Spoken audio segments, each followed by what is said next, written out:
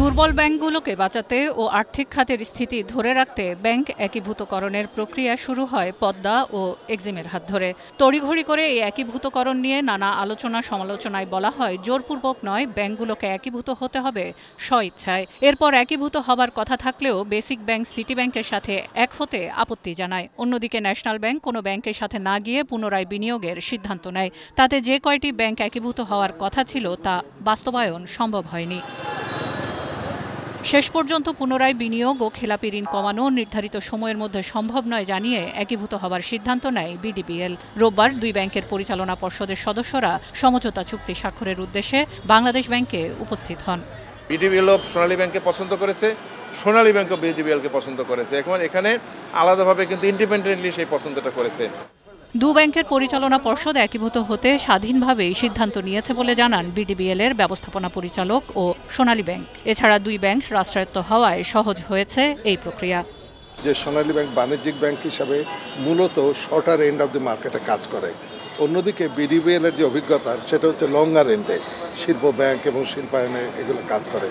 সোনালী ব্যাংকের মতো এত বড় একটা ব্যাংকের তারও আমি মনে করি শিল্পায়নে ভূমিকা থাকা উচিত, এবং সেই ক্ষেত্রে আমাদের যে দুজনের যে অভিজ্ঞতারা এই দুটোকে যখন আমরা একত্রিত করব, আমি মনে করি এটা একটা বিশাল বড় একটা অ্যাচিভমেন্ট হবে আমাদের পক্ষে। বিডিবিএল এর এই মুহূর্তে ৩০% বেশি ঋণ খেলাপি রয়েছে। তবে বাজেট ঘাটতি ও মূলধনে কোনো নেতিবাচক ধারায় নেই।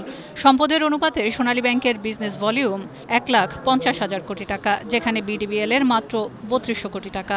আর সোনালী ব্যাংকের লোন অ্যাসেট প্রায় ১০০ কোটি টাকা, যার বিপরীতে বিডিবিএল এর ২৭ কোটি টাকা।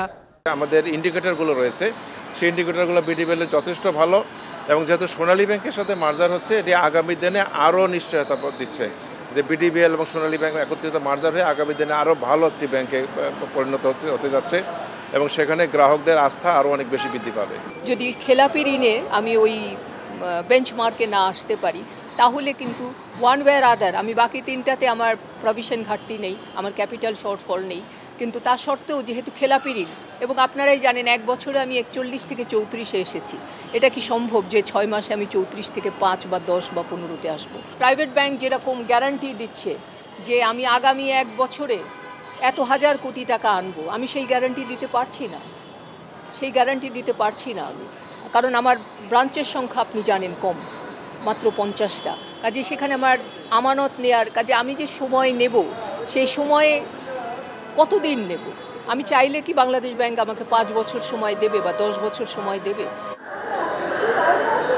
তবে গ্রাহক ও কর্মচারীদের স্বার্থ অক্ষুণ্ণ থাকবে বলে আশ্বস্ত করেছে ব্যাংক কর্তৃপক্ষ ও বাংলাদেশ ব্যাংক। শুধু যে তারা আমাকে আশ্বস্ত করেছে তা না, স্বয়ং গভর্নর বলেছে যে বিডিবিএল এ বর্তমানে যে অফিসাররা কাজ করছে তারা আর আপনারাও হয়তো জানেন যে এখন নো লঙ্গার ব্যাংক কিন্তু রিক্রুট করে না, এটা they are recruited by the Bangladesh bank. কাজে it is the responsibility of the Bangladesh bank যে সে যাদেরকে রিক্রুট করেছে তাদের চাকরি, তাদের ইন্টারেস্ট, তাদের ওয়েলফেয়ার যেন এনশিওর। চুক্তি স্বাক্ষরের পর বাংলাদেশ ব্যাংকের মার্জার নীতি অনুযায়ী ব্যাংকগুলো নিজেদের লেনদেন, হিসাব ও দায় সমন্বয় করে পুরো হস্তান্তরে আরও 6 থেকে 7 মাস প্রক্রিয়া চলমান থাকবে। সেলিয়া সুলতানা, এখন, Dhaka. Lily Lemon Face Wash. Lily, always beautiful.